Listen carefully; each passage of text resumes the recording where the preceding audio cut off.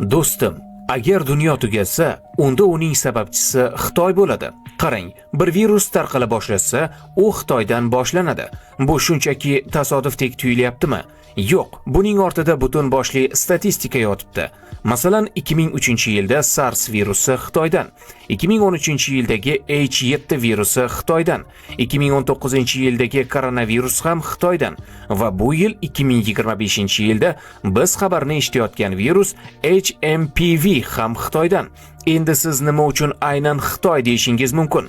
Bu yerga qarang. Hasharotlar, ko'rshapalaklar, ilonlar, chayonlar, qushlar, sichqonlar va nima bo'lsa hammasi ularning taomnomasiga kiritilgan. Hattoki ularning ba'zilari milliy taomlar ro'yxatidan joy olgan.